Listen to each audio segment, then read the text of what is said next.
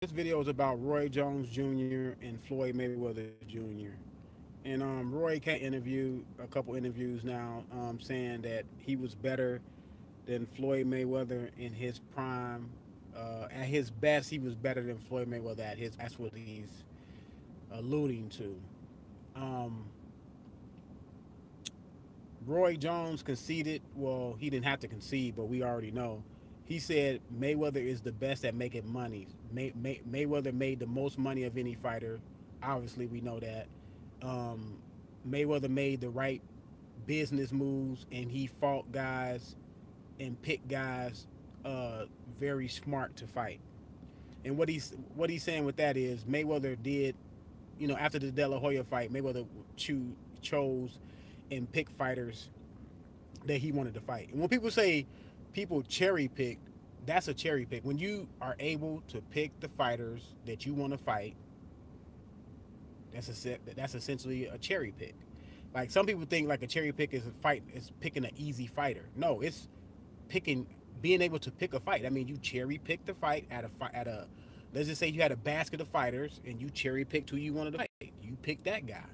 It's not like you fighting having to fight your mandatory, or which I think Robert Guerrero was his mandatory. I'm trying to figure out was Robert Guerrero Floyd Mayweather's mandatory, but somebody can correct me on that. But it's not like you pick somebody just came up in the rankings. You fight number one, number two, number three. No, you pick being able to pick somebody to fight and you fight him.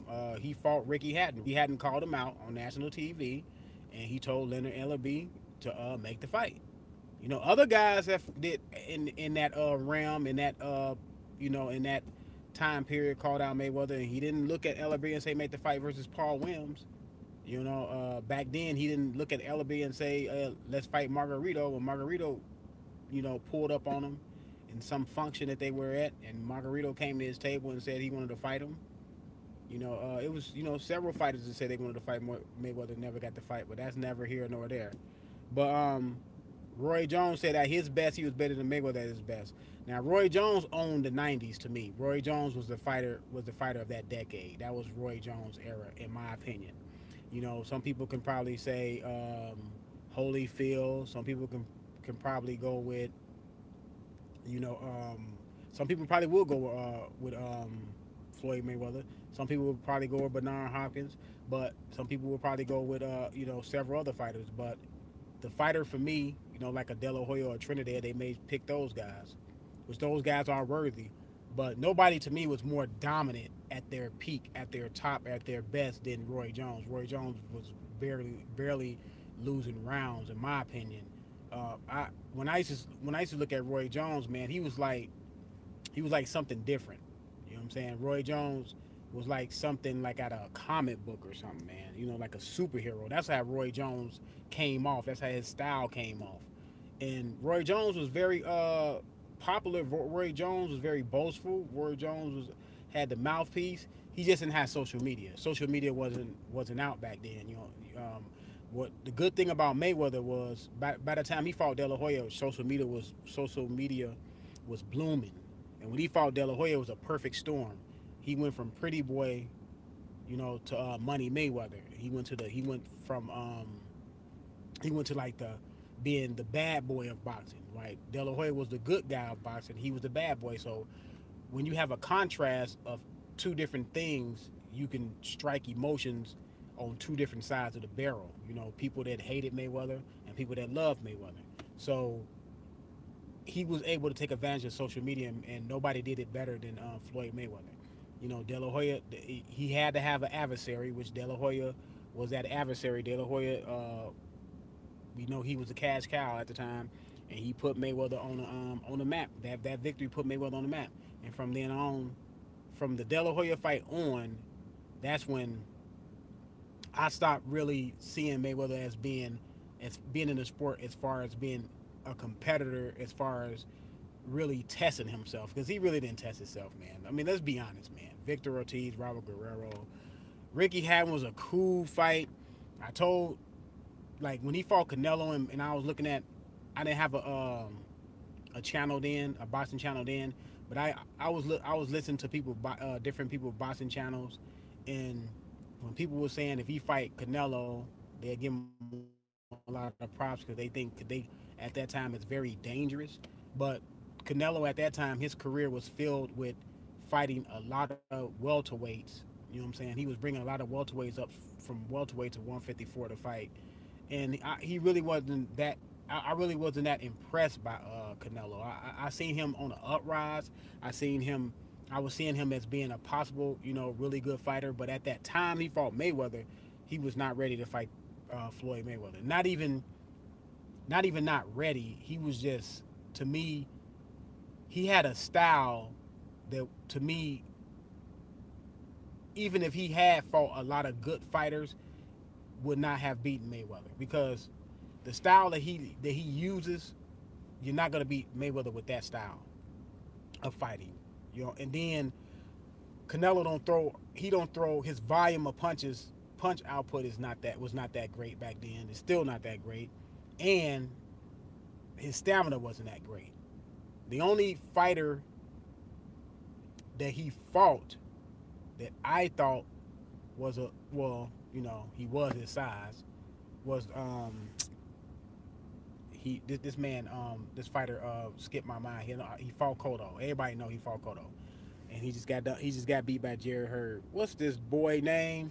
But anyway, that was the only fight that I thought that Canelo, when he fought somebody his actual natural size, with that 154, that I thought that can beat him, and it was a really good fight.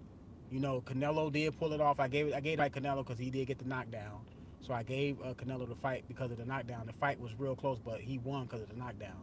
But like I said, Roy Jones to me had a better peak of his career. Had a better, because Roy Jones came from 154, started his career at 154, and he was able to go up to win a heavy title.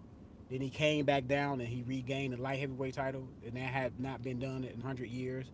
So his accomplishments, along with him being at that top level, to me made him the fighter of the 90s. And Floyd Mayweather, yes, Floyd Mayweather came from 130. He ended up fighting at 154 and grabbing the title at 154. But he started his career at 126, I believe. But even then, I thought Mayweather, by the time he fought De La Hoya, yes, he was 30 years old, but after De La Hoya, it was just a lot of who's this, who. I mean, we know who they were, but he didn't fight none of the people I wanted to see him fight. I know a lot of people they wanted to see him fight Canelo, but I was never clamoring for that Canelo fight because at that time, shoot, I was still clamoring for the Pacquiao fight. I was, hoping he fought Pacquiao, but that fight didn't happen for 7 years. Well, for whatever reason, we had so many arguments over that. For whatever reason, the fight didn't happen for 7 years. To me, it was no reason why the fight was delayed that long. But he could have fought Bradley. He didn't fight Bradley. I would rather see him fight Bradley at the time, but he didn't fight Bradley. He didn't fight Paul Williams. I wanted to see that fight. Um, I'm not gonna say I wanted to see the Margarito fight because I didn't even know who the hell Margarito was. So I'm not saying I wanted to see the Margarito fight, but I did want to see the Paul Williams fight. At the time, I wanted to see the Pacquiao fight. That didn't happen until like 7 years later. It's just so much ins and out, man. Then later in his career, I wanted to see the Keith Thurman fight. Keith Thurman was in line to fight the guy, man. He didn't fight Keith Thurman. He didn't even fight Sean Porter, man.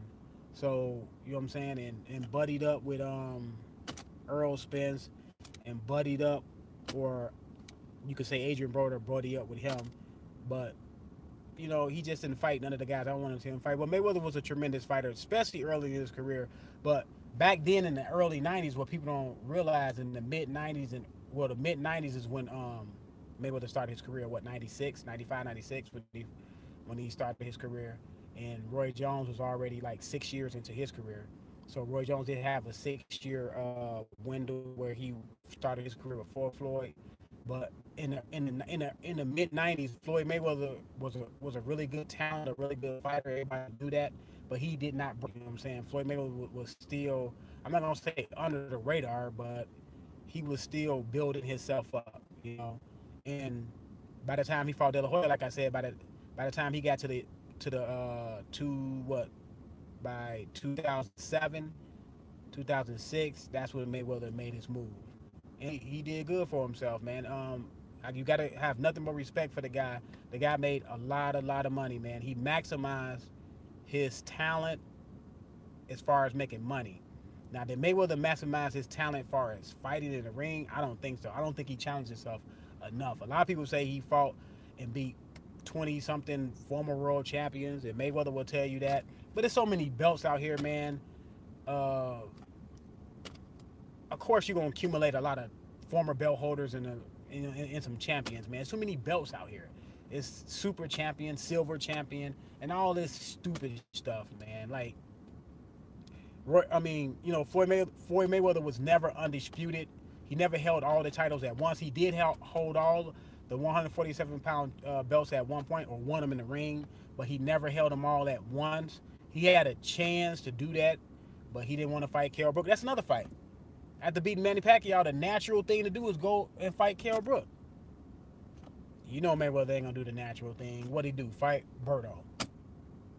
And the reason why he fought Berto because he said he always wanted to fight Berto. Okay, so but at that time Berto wasn't Berto, and Berto already been ran through by Guerrero, by so many other people, man. Like really, you wanted to fight Berto? You already been ran through by Ortiz and all these other guys, but you really wanted to fight Berto? No, why didn't you really want to go fight Kell Brook?